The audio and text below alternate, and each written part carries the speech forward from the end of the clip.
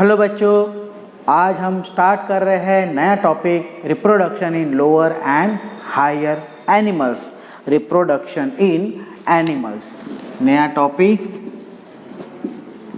Reproduction in animals. आज हम ये टॉपिक स्टार्ट कर रहे हैं। हमने पिछले टॉपिक में ऑलरेडी डिस्कस किया है कि रिप्रोडक्शन इन प्लांट में असेक्सुअल और सेक्सुअल दोनों रिप्रोडक्शन को हमने एक्सप्लेन किया था, लेकिन वो प्लांट बेसिक्स पे था। अब हम यहीं पे फिर से वही दो पॉइंट लेंगे जिसमें सेक्सुअल और सेक्सुअल दोनों पॉइंट हम डिस्कस करेंगे। तो रिप्रोडक्शन की डेफिनेशन जब हमने पिछले पॉइंट में किए थे, तो इट इज़ अ मेथड और process which produce the new offspring. ये रिप्रोडक्शन की डेफिनेशन थी। तो उसमें दो टाइप हमने देखे थे, असेक्सुअल और दूसरा देखे थे sexual reproduction. Asexual reproduction and sexual reproduction, ये दो पॉइंट हम अभी डिस्कस करेंगे। पिछले टॉपिक में हमने वही पॉइंट डिस्कस किया था, इस टॉपिक में भी हम वही पॉइंट डिस्कस करेंगे। असेक्सुअल रिप्रोडक्शन एनिमल में दो तरह के होते हैं। There is the two types of asexual reproduction. One is the budding and second is the gemmule formation. ये हम एक बार फिर से डिस्कस कर चुके हैं और आज हम फिर से उसको डिस्कस करेंगे, बडिंग एंड जेमुल फॉर्मेशन। तो बडिंग के बारे में मैंने आपको बताया था कि एक स्वेलिंग जैसा पार्ट प्रोड्यूस होता है पेरेंट प्लांट में। तो ये एनिमल की बात करेंगे तो एनिमल में बडिंग का एग्जाम्पल हम दे सकते हैं। बडिंग का एग्जाम्पल दे सकते हैं hydra. Hydra is the animal which produce asexual reproduction. Hydra ये एनिमल है जो असेक्सुअल रिप्रोडक्शन करता है, जिसमें वो सेवलिंग जैसा पार्ट प्रोड्यूस करता है और after enlargement of this part which cut and separate out from the parent animal, और वो फिर न्यू जगह न्यू जनरेशन प्रोड्यूस करता है। तो वो हो गया बडिंग। तो हाइड्रा भी ऐसे ही करता है, स्वेलिंग प्रोड्यूस करता है, बर्ड प्रोड्यूस करता है, फिर वो पेरेंट से अलग हो जाता है और फिर न्यू ऑफस्प्रिंग प्रोड्यूस होता है। तो उसी प्रोसेस को बडिंग बोलेंगे। जेमुल फॉर्मेशन का एग्जांपल भी हमने लिखे थे। तो सेकंड पॉइंट है हमारा जेमुल। जेमुल फॉर्मेशन का एग्जांपल है स्पॉन्जेस। एग्जांपल स्पॉन्जेस, जिसमें एक तरह से ग्रुप ऑफ सेल बर्ड्स की तरह फॉर्म हो जाते हैं और बाद में वो सेपरेट हो सके फिर कहीं और जर्मिनेट होके न्यू ऑफस्प्रिंग प्रोड्यूस करते हैं। तो जेमुल फॉर्मेशन मतलब स्पॉन्ज के देखिए तो एक तरह से स्वेलिंग प्रोड्यूस होता है।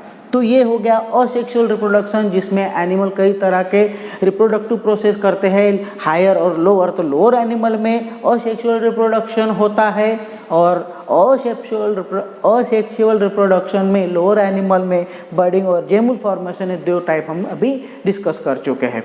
तो lower animals produce asexual reproduction. There is the two types, budding and gemmule formation. अब उसके बाद हमारा सेकंड पॉइंट है वो सेक्सुअल रिप्रोडक्शन। तो अब हम सेकंड पॉइंट देख रहे हैं हमारा सेक्सुअल रिप्रोडक्शन। सेक्सुअल रिप्रोडक्शन में दो सेल कंबाइन होके एक न्यू सेल प्रोड्यूस करते हैं। मतलब एक मेल सेल और एक फीमेल सेल कंबाइन होके फ्यूज होके न्यू सेल प्रोड्यूस करते हैं, उसे बोलेंगे सेक्सुअल रिप्रोडक्शन। असेक्सुअल में दो सेल कंबाइन नहीं होते, एक ही सेल से बर्ड्स होके कट होके दो अलग न्यू सेल प्रोड्यूस होते हैं। तो वो गया असेक्सुअल। लेकिन सेक्सुअल रिप्रोडक्शन में इस तरह के दो सेल कंबाइन होकर न्यू सेल प्रोड्यूस करते हैं। अब sexual reproduction all kinds of animal produce करते हैं, स्पेशली हायर एनिमल्स इस तरह का सेक्सुअल रिप्रोडक्शन प्रोड्यूस करते हैं। और जब ये सेक्सुअल रिप्रोडक्शन प्रोड्यूस करते हैं तब उसके बाद जो ऑफस्प्रिंग प्रोड्यूस होता है दो स्टेजेस में डेवलप होता है। तो पहला जो उसमें स्टेज डेवलप होता है सेक्सुअल रिप्रोडक्शन में जुवेनिल फेज, और सेकंड फेज जो होता है रिप्रोडक्टिव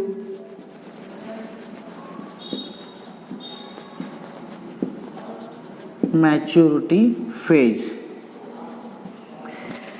सेक्सुअल रिप्रोडक्शन द्वारा जो न्यू सेल, न्यू ऑक्सप्रिंग प्रोड्यूस होता है एनिमल में, वो तो दो फेज से डेवलप होता है। पहली जो फेज है जुवेनिल फेज, जिस फेज में वो ऑक्सप्रिंग ग्रोथ होता है, डेवलप होता है और वो मैच्योरिटी की तरफ मूव होता है।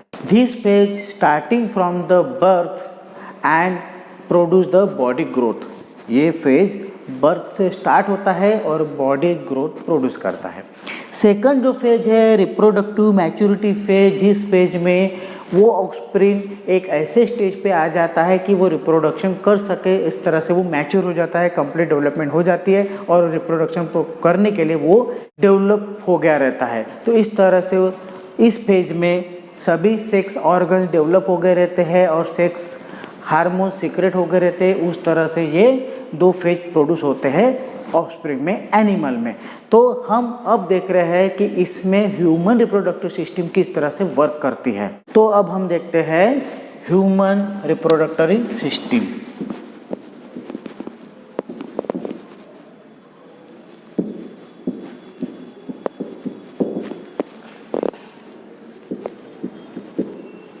ह्यूमन रिप्रोडक्टिव सिस्टम, इस सिस्टम में ह्यूमन बॉडी इस तरह मैच्योर एंड ग्रोथ हो जाती है कि सेक्स ऑर्गन डेवलप होते हैं, सेक्स हार्मोन सीक्रेट होते हैं और इस तरह से ये सिस्टम रिप्रोडक्शन के लिए वर्क करती है। लेकिन जब ये सिस्टम वर्क करती है तो कई तरह के स्टेप्स इन्वॉल्व होते हैं और वो स्टेप्स हम अभी कंटिन्यूसली लिखते हैं। तो first steps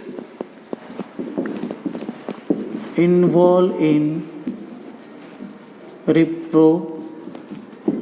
reproduction. 1. Gametogenesis, insemination,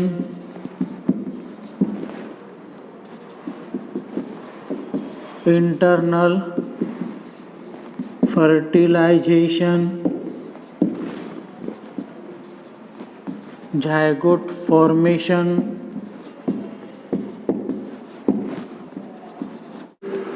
embryogenesis,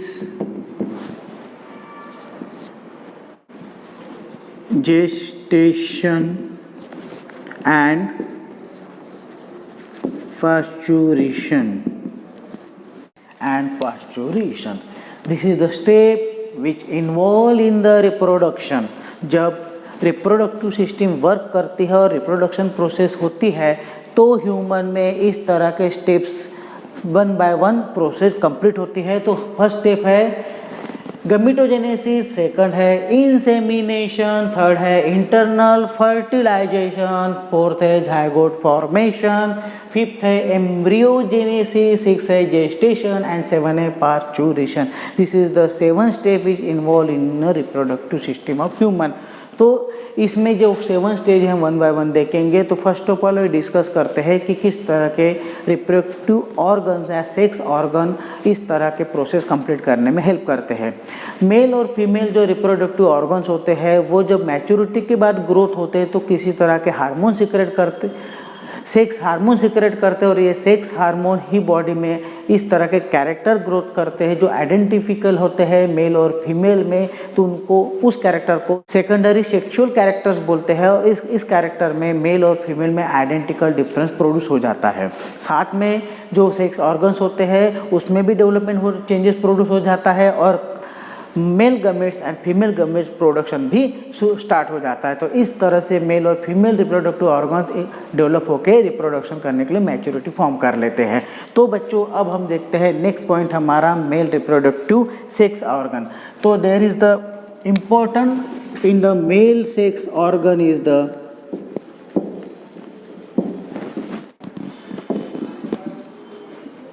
testes. There are 2 testes present in the male reproductive system. Testis is the mesodermal origin which located in the lower part of the abdomen. Testis is the mesodermal origin. Mesodermal origin. This is located below the abdomen cavity. Testis is the near about 4 to 5 centimeter thick.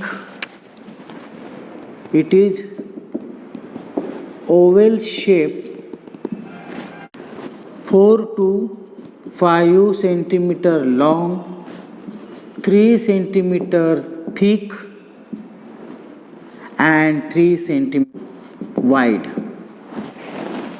Testes Oval shape का एक structure होता है। हर testes में 2 part होते हैं। Oval shape का structure होता है जिसमें 4 to 5 सेंटीमीटर वो long, 3 centimetre thick and 3 centimetre wide होता है। ये जो टेस्टिज होता है, inner part of testes made with the 3 layers. It is made with 3 layers. ये 3 लेयर से बना होता है। First layer is the outer layer known as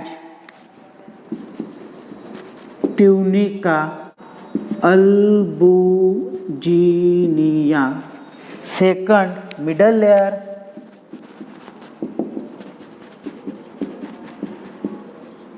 named as tunica vaginalis, and third is the inner layer known as tunica vasculosa.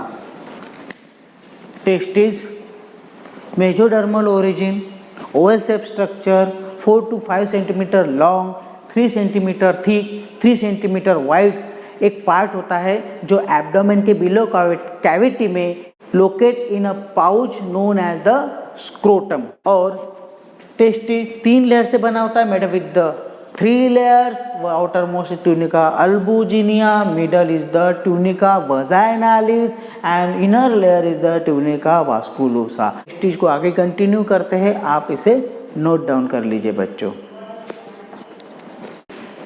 Testis diagrammatically, testes consist layer tunica albuginea. This tunica albuginea layer enter in the inner part of the testis and produce 200 to 300 folding called as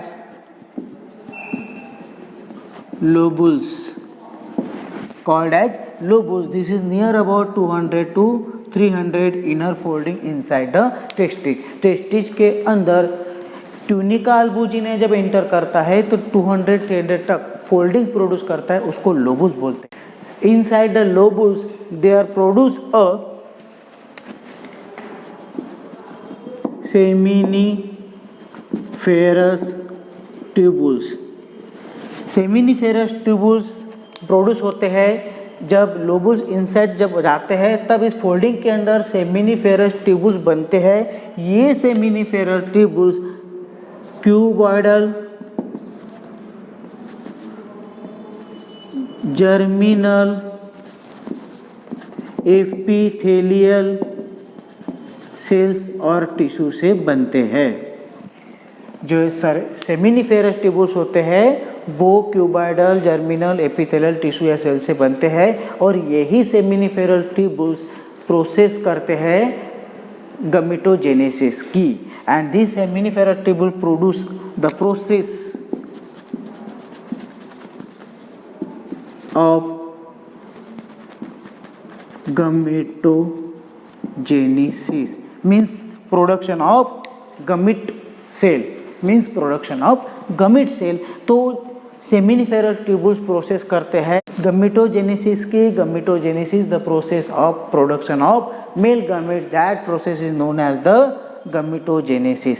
तो gametogenesis एक process है जिसमें male gamete produce होता है human में, male में। In between the seminiferous tubules there are produced large cells called as Sertoli. Seminiferous tubules के बीच में और एक लार्ज सेल प्रोड्यूस होता है, वो लार्ज सेल्स का नाम है सर्टोली, और दोनों मिलके फिर गमीटोजेनेसिस प्रोसेस में इन्वॉल्व होते हैं। गमीटोजेनेसिस प्रोसेस में कई स्टेजेस होते हैं, stages of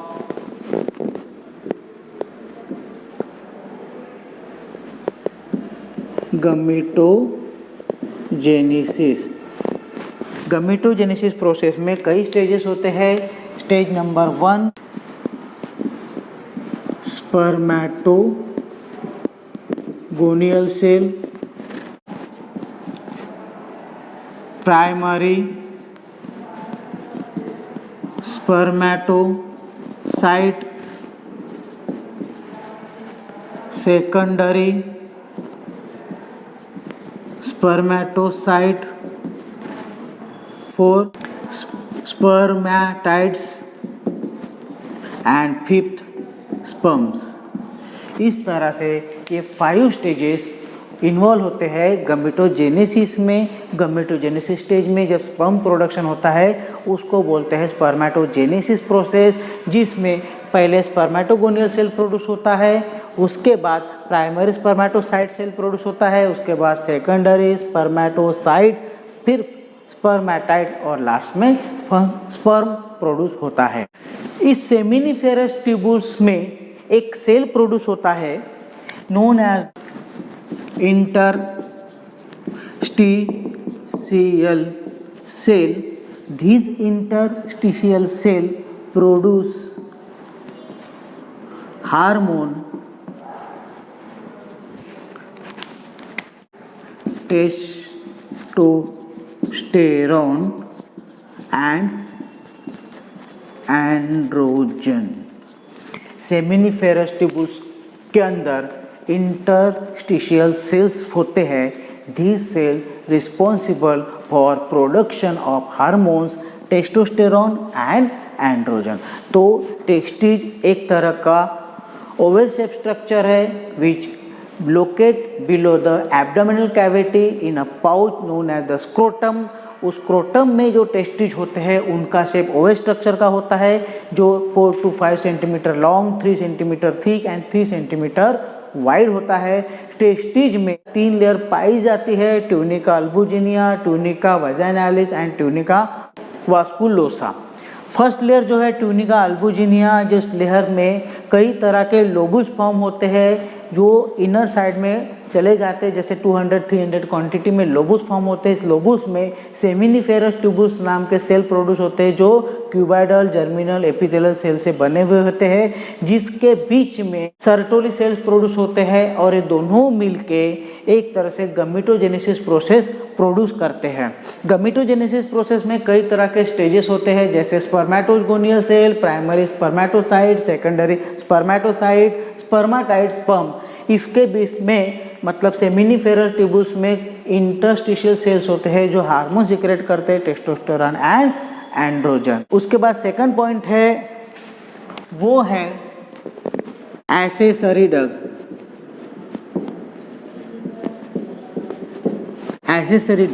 Accessory ducts mean the other or parts which involve in the reproductive system. This is include, first is the red testes, second vas efferentia, third epididymis, fourth vas deferens, then ejaculatory duct, and then urethra. Accessory duct, the organs or the part which involved in the reproductive system. These are the parts. First part is the red testis. Red testis is the another part of the testis which help to store the sperm. After production of the sperm, all sperm store in the red testis. जितने भी sperm products होते हैं वो red testes में store रहते हैं। इस red testes में स्टोर होने के बाद वो मूव होते हैं एपिडिडाइमिस की तरफ। ये epididymis is the comma shape structure present above the testis. It is a comma shape structure present above the testis which connect with the red testis with the tube known as the vas efferentia. Vas efferentia. Vas efferentia is the tube which connect with red testis and epididymis. The sperm carry from red testis to the epididymis. तो testis में जो भी sperm होते हैं वो vas efferentia के द्वारा epididymis में जाते हैं, जहाँ पे एपिडिडाइमिस में वो स्पर्म मैच्योर होते हैं और स्टोर रहते हैं। उसके बाद नेक्स्ट पॉइंट है vas deferens. This is the another duct और tube which carry sperm from epididymis to the urethra. Urethra तक वो लेके चले जाते हैं। वो एक ट्यूब होती है जो कनेक्ट होती है यूरेथ्रा तक एपिडिडाइमिस से, ठीक है। उसके बाद है इजैकुलेटरी डक्ट। एक ट्यूब होती है जो कैरी होती है वास डिफरेंस के साथ यूरेथ्रा तक। This tube produce the semen and carry forward to the urethra. एक ट्यूब होती है जो सीमेन को कैरी करती है यूरेथ्रा तक, which semen carry from the seminal vesicles and prostate gland. Urethra is a tube like pathway which produce two type of function for the semen also and urine discharge also. मतलब urethra एक tube है जो pathway है जो दो function carry करता है, semen को भी डिस्चार्ज करने का और यूरिन को भी डिस्चार्ज करने का। This is the another accessory duct which involve in the reproductive system.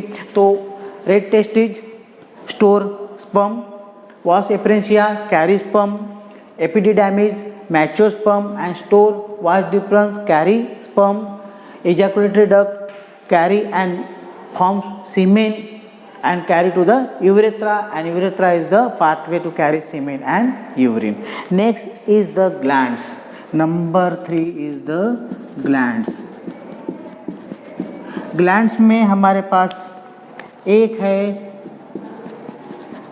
seminal vesicle and second है prostate gland. Seminal vesicles is two pairs of gland present both side of the urinary bladder. Urinary bladder के दोनों side में gland present होता है, वो है seminal vesicles. ये gland एक अल्कलाइन फ्लूइड सीक्रेट करता है और 60% सीमेन का कॉन्सेंट्रेशन मेंटेन करता है। सेमिनल वेसिकल जो सीक्रेशन सीक्रेट करता है फ्लूइड, अल्कलाइन फ्लूइड, जिसमें फ्रुक्टोज होता है, फाइब्रिनोजन होता है और प्रोस्टाग्लैंडिन होता है।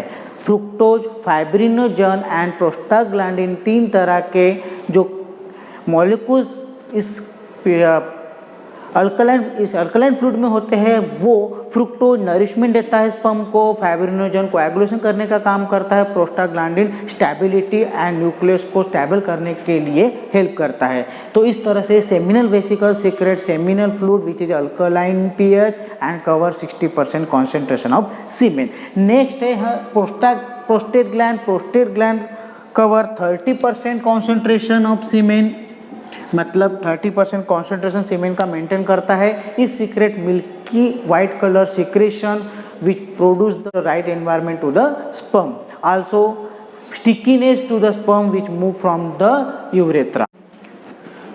Prostate gland is secrete the milky sticky secretion which is the acidic pH preparation contains citric acid, phosphoric acid and enzymes which provide the environment to the semen in the urethra। तो ये ऐसे glands हो गए जो सीमेन produce करते हैं। Testes सिर्फ sperm produce करता है, seminal vesicle alkaline fluid secret करता है, सेमिनल फ्लूइड बोलते हैं जिसे, और prostate gland milky secretion produce करता है। और इन तीनों के द्वारा फिर 100% कॉन्सेंट्रेशन का सीमेन प्रोड्यूस होता है। The mixture of prostate fluid, seminal fluid and sperm is known as the semen. Then next gland is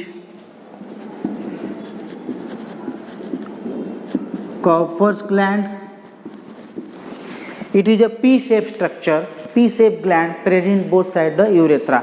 एक P-shape का ग्लैंड होता है जो यूरेथ्रा के दोनों साइड में प्रेजेंट होता है और एक अल्कलाइन सिक्रेशन सीक्रेट करता है, जो लुब्रिकेट करता है यूरेथ्रा को, और यूरिन के द्वारा जो पीएच चेंज हुआ रहता है यूरेथ्रा का, उसका पीएच चेंज करके उसको सीमेन के पीएच के हिसाब से एडजस्ट करता है और यूरेथ्रा को इनर साइड से लुब्रिकेट करने का काम करता है। तो Cowper's gland is the pea shaped gland present both side the urethra, produce alkaline fluid which lubricate the urethra.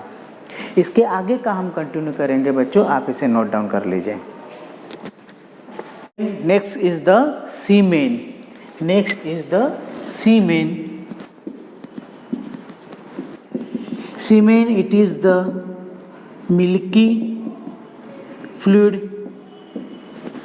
pH near about 7 to 0.2 7.7 7.2 to 7.7। Semen is the milky fluid होता है जिसका pH 7.2 to 7.7 होता है। Alkaline pH का ये जो सीमेन secretion, इसमें testis द्वारा स्पर्म सिक्रेशन रहते हैं, सेमिनल फ्लूइड भी रहता है और प्रोस्टेट ग्लैंड का फ्लूइड रहता है। तीन का मिक्सर बन के ये सीमेन प्रोड्यूस होता है। इस सीमेन में फ्रुक्टोज होता है जो नरिशमेंट देता है स्पर्म को। उसके बाद इसमें कैल्शियम एंड बाइकार्बोनेट होता है जो सीमेन को एसिडिक से न्यूट्रल करता है, उसको न्यूट्रलाइज करता है एसिडिटी। और इसमें प्रोस्टाग्लैंडिन होता है जो स्पर्म को एक्टिविटी प्रोड्यूस करता है और उसको स्टिमुलेट करता है। इस तरह से ये सीमेन होता है milky sticky fluid secreted by the male reproductive organ. The pH is the 7.2 to 7.7, with which fructose give nourishment to the sperm and calcium and bicarbonate neutralize the acidity of the semen and prostaglandin produce the movement and activity to the sperm। तो यहाँ तक हमारा ये portion खत्म हो गया, आगे का हम कंटिन्यू करेंगे। गुड डे बच्चों।